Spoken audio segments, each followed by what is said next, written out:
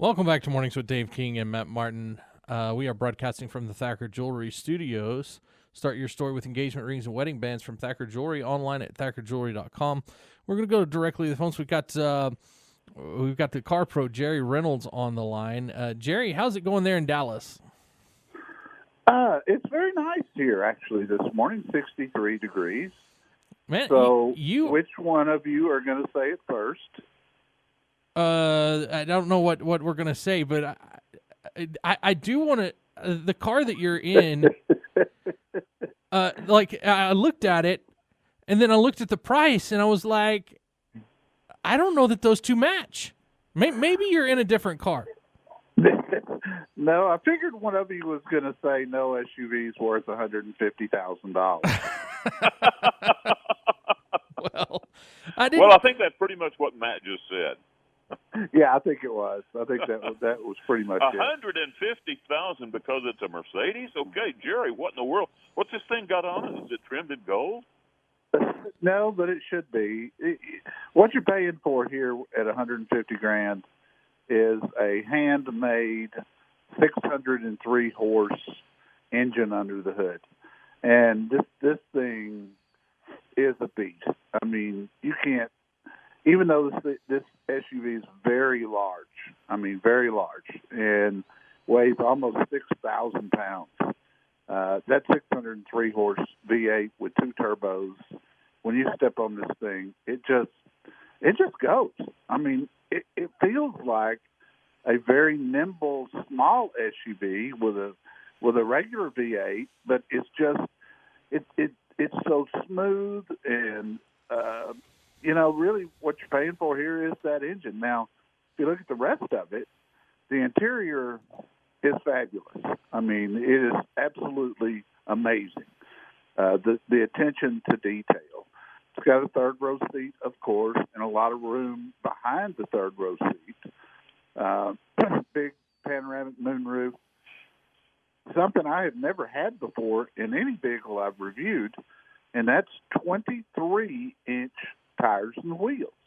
That's big. 22 is typically your top of the line pickups and some of your Escalades and that sort of have 22-inch wheels. Do they have low profile tires?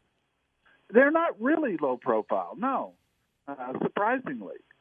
But the wheels are just huge if you look at them. It's got red brake calipers behind them, but really. It's two things that are impactful with this is the engine and the interior.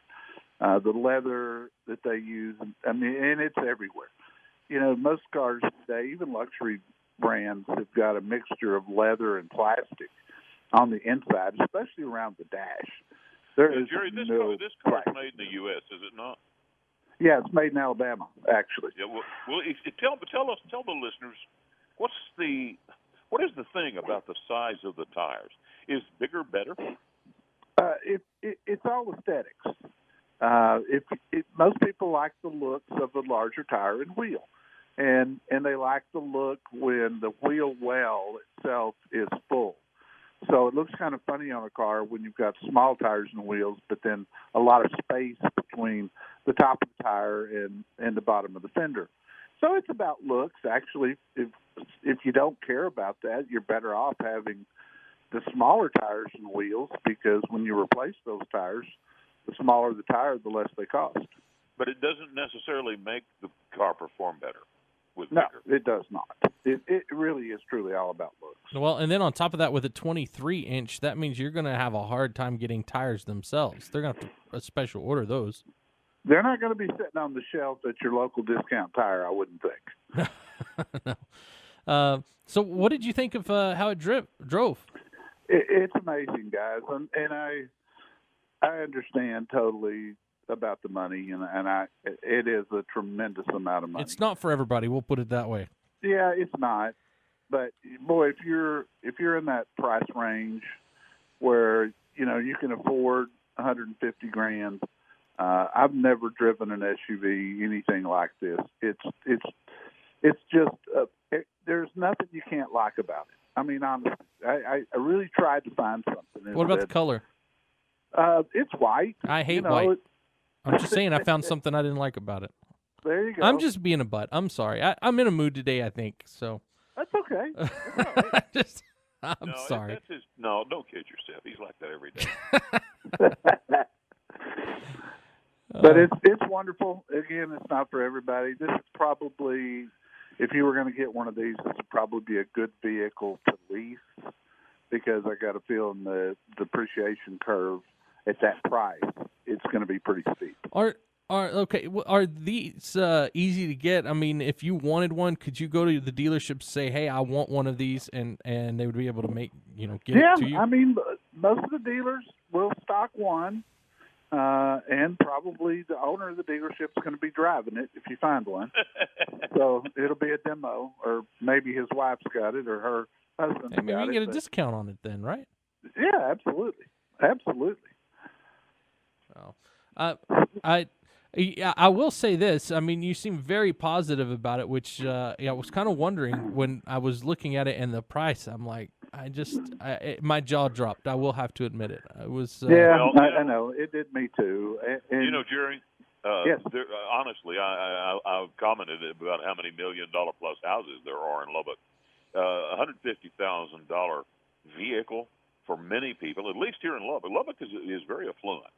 And $150,000 vehicle, it's nothing to a lot of these people. Really, it isn't. Now, to me, I wouldn't. I couldn't. Well, I probably couldn't afford it, but I wouldn't buy it if I could. It would be some really steep payments, Dave. No. Yeah, but I'm telling you, there's a lot of people in Lubbock that could pay cash for it, or lease it. Same here in Dallas. The luxury car business in Dallas is very robust. I'll bet that's true. Dallas is also very affluent. There's also, but some people are just going to draw the line, and there seems to be a line, even with people that have a lot of money, at around $100,000.